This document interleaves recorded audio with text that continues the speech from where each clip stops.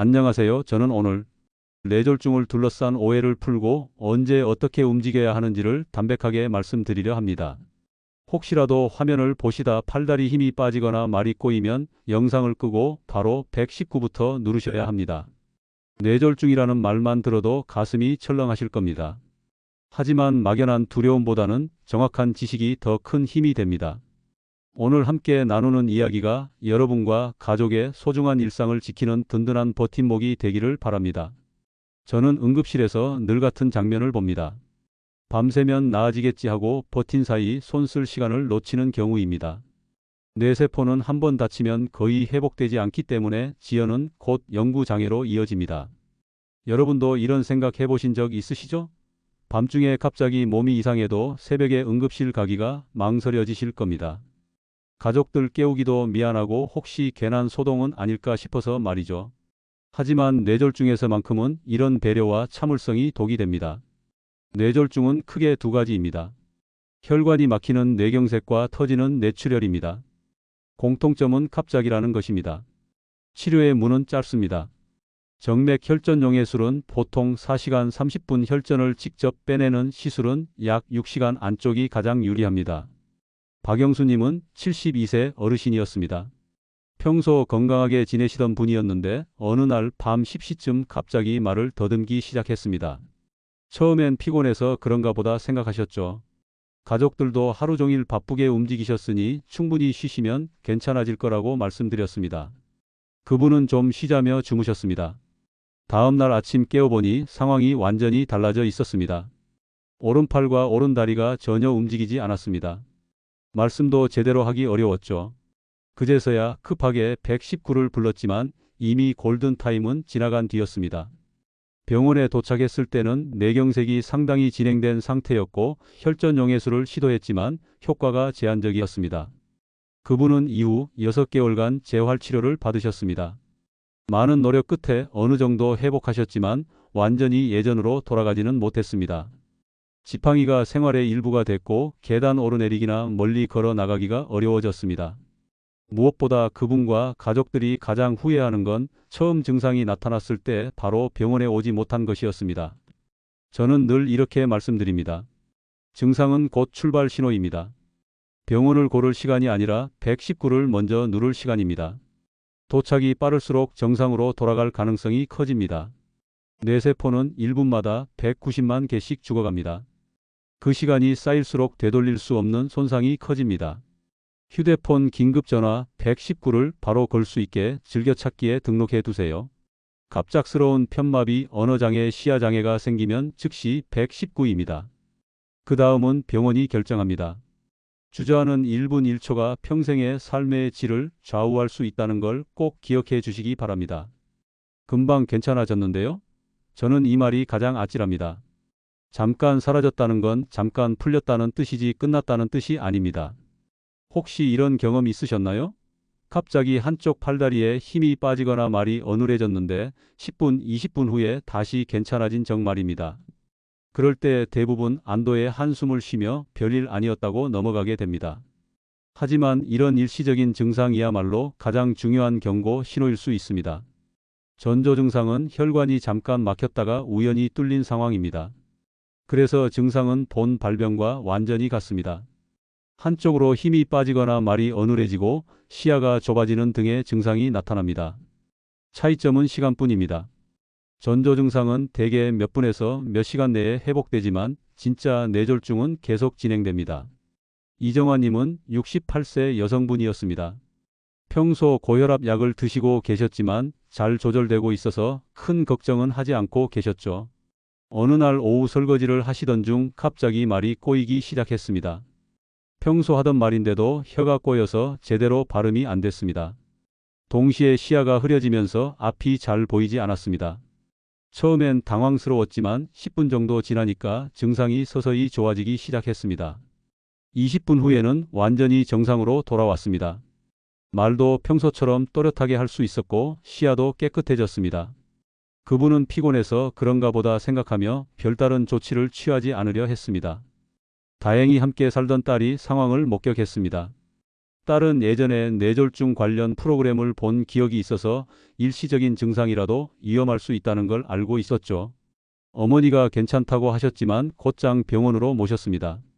응급실에서 검사한 결과 경동맥에 혈전이 있어서 언제든 큰 뇌졸중이 올 수 있는 상태였습니다. 즉시 항혈전제 치료를 시작했고 며칠 후 혈관 중재술을 받으셨습니다. 시술은 성공적이었고 이후 약물 치료와 생활 습관 개선으로 지금까지 큰 문제 없이 지내고 계십니다. 만약 그날 증상을 무시하고 넘어갔다면 며칠 내에 대형 뇌졸중이 왔을 가능성이 매우 높았습니다. 저는 잠깐 좋아졌을 때가 마지막 기회일 수 있다고 강조합니다. 전조 증상은 우리 몸이 보내는 최후의 경고입니다. 증상이 사라져도 무엇을 하다 생겼는지 증상을 기록하고 바로 응급실로 가셔야 합니다. 운 좋게 회복됐다고 방심하면 더 큰 재앙을 부를 수 있습니다. 가족과 사전 약속을 만드세요. 편마비 마르눌 시야 이상이 나타나면 119 후 응급실입니다. 증상 발생 시각을 휴대폰 메모로 즉시 기록해서 의료진에게 보여주세요. 시간 정보는 치료 방법을 결정하는 데 매우 중요합니다. 두통이 있으니 뇌졸중 아닌가요? 이런 질문을 자주 듣습니다. 대부분의 만성 두통과 이명은 다른 이유입니다. 여러분도 머리가 아프거나 귀에서 소리가 나면 혹시 뇌에 문제가 생긴 건 아닐까 걱정하실 때가 있으시죠? 특히 나이가 들수록 이런 증상들이 자주 나타나니까 더욱 불안해집니다. 하지만 모든 두통과 이명이 뇌졸중과 관련 있는 건 아닙니다. 뇌는 스스로 통증을 잘 느끼지 못합니다. 우리가 느끼는 두통의 상당수는 근육 긴장이나 혈관 반응 때문입니다. 목과 어깨 근육이 경직되거나 스트레스로 혈관이 수축할 때 두통이 생깁니다. 이명 역시 대개 나이와 함께 오는 노화성 난청과 관련이 있습니다. 뇌의 미세한 털세포들이 나이가 들면서 손상되면서 생기는 자연스러운 현상입니다. 최명호님은 75세 어르신으로 몇 년 전부터 두통에 시달리고 계셨습니다. 특히 오후가 되면 뒷목과 머리가 묵직하게 아팠습니다. 처음엔 혈압 때문인가 싶어서 혈압약도 늘려보고 여러 검사도 받아보셨지만 특별한 이상은 없었습니다. 그러다 보니 점점 뇌졸중에 대한 걱정이 커졌습니다. 병원에서 정밀 검사를 받은 결과 근육 긴장성 두통으로 진단됐습니다. 은퇴 후 집에서 보내는 시간이 늘어나면서 운동량이 줄고 목과 어깨 근육이 굳어진 것이 원인이었습니다. 물리치료와 적절한 운동 스트레칭을 통해 근육을 풀어주니 두통이 상당히 좋아졌습니다. 지금은 매일 30분씩 걷기 운동을 하시고 목과 어깨 스트레칭을 꾸준히 하셔서 두통 없이 편안하게 지내고 계십니다. 반면 다른 경우도 있습니다. 오윤아님은 63세 여성분으로 평생 두통이 거의 없으셨던 분이었습니다. 그런데 어느 날 갑자기 망치로 얻어맞는 듯한 극심한 두통이 시작됐습니다. 지금까지 경험해 본 적 없는 강도의 두통이었고 진통제를 먹어도 전혀 나아지지 않았습니다. 가족들이 급하게 응급실로 모셨습니다. 응급실에서 즉시 뇌 촬영을 했고 지주막 가출혈이 발견됐습니다. 뇌혈관 일부가 터져서 뇌를 둘러싼 공간에 피가 고인 상태였습니다. 다행히 조기에 발견해서 신경외과에서 응급수술을 받으셨고 큰 후유증 없이 회복하셨습니다. 만약 평소처럼 두통약을 먹고 넘어갔다면 생명이 위험했을 수도 있는 상황이었습니다. 저는 낯익은 만성 증상보다 갑작스럽고 처음 겪는 강한 증상에 집중하라고 말씀드립니다. 특히 갑작스러운 편마비 언어장애, 시야장애가 동반되면 뇌졸중을 1순위로 의심해야 합니다. 평소 없던 극심한 두통이나 의식을 잃을 정도의 어지러움도 마찬가지입니다. 만성 두통과 이명은 정기진료로 관리하되 과도한 자기진단은 피하세요. 처음 갑작스러움 정도가 심함이 겹치면 곧장 119 후 응급실입니다. 무엇보다 평소와 다른 급작스러운 변화에 주목하는 것이 중요합니다. 쓰러진 가족을 보면 뭐라도 해주고 싶습니다. 하지만 손 따기, 무언가 먹이기, 주무르기 세 가지는 도와주지 못합니다. 사랑하는 가족이 갑자기 쓰러지면 당황스럽고 무력감이 듭니다. 뭔가 도움이 될 만한 일을 하고 싶어집니다. 할머니, 할아버지 세대에서 전해 내려오는 응급처치법들이 떠오르기도 하죠. 하지만 뇌졸중 상황에서는 잘못된 대처가 오히려 위험을 키울 수 있습니다. 문제는 뇌혈류입니다. 손발 문제가 아니라 뇌세포 손상이 진행 중인 상태죠. 억지로 먹이면 기도 흡인 위험만 높아지고 자극은 회복에 도움이 되지 않습니다. 손끝을 바늘로 따는 것도 마찬가지입니다. 혈액순환과는 전혀 관계없는 방법이고 감염 위험만 커집니다. 김선희님은 70세 여성분으로 남편분과 함께 평범한 저녁 시간을 보내고 계셨습니다.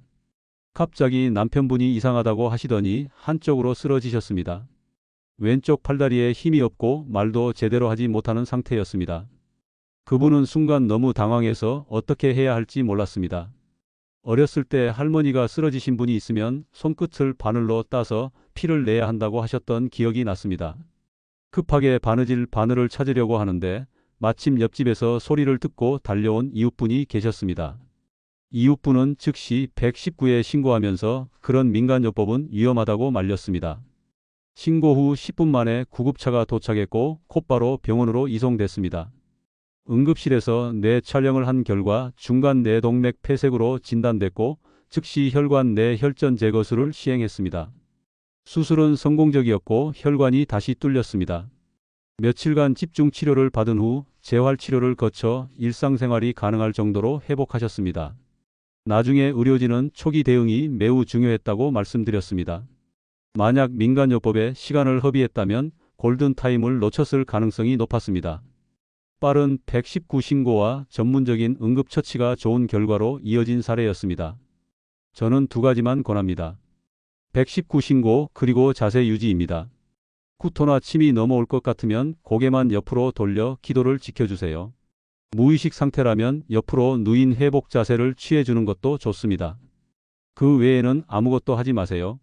집 전화기와 휴대폰에 단축번호 119를 설정하고 현관 비밀번호를 가족과 공유해서 구급대 진입을 도우세요.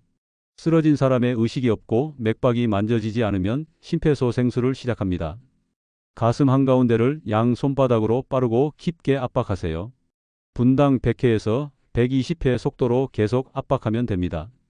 뇌졸중은 어느 날 갑자기 하늘에서 떨어지지 않습니다.